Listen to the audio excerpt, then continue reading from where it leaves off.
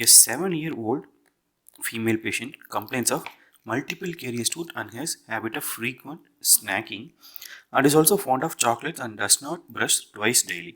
So guys, if you look at this question, it's like a problem based question with images also. So you understand the question very well.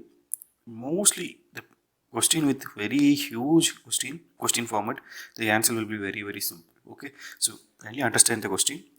Intraoral examination shows grossly caries deciduous mandibular molar and proximal caries with mandibular canine. Okay, which type of finish line was used during crown preparation restoration in the restored tooth, which is shown in post-operative radiograph of this patient? See, nice. The first two lines have given to confuse you people. Actually, the question start from this last line only. Which type of finish line was used during the crown preparation in the restored tooth, shown in the post-operative radiograph of this patient? So this is the simple question they have asked, but instead they have asked in so much detail. Okay, this is like the hygiene is poor, so the teeth is carious, and they have went for restoration. So in the restoration in the shown in the radiograph, what kind of finish line is good? This is the simple one-line explanation of this question. Okay, so the options given were like chamfer, feather edged, and chisel and solder. Okay, see, we all know that stainless steel crown is the one of the best crown and very durable. Okay, for pediatric.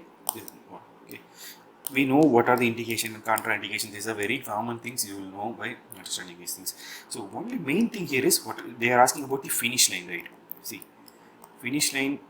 If you just go for permanent teeth, there are so many options like solder, chamber, beveled solders. There are so many things like there are chiseled, everything. Okay, but in case of primary, you can blindly go for only one thing, that is feather edged, because these things are metal and crown, everything like shoulder is for ceramic, chamber is for metal, chisel is for one specific kind of inlay and onlays and all, it will go right.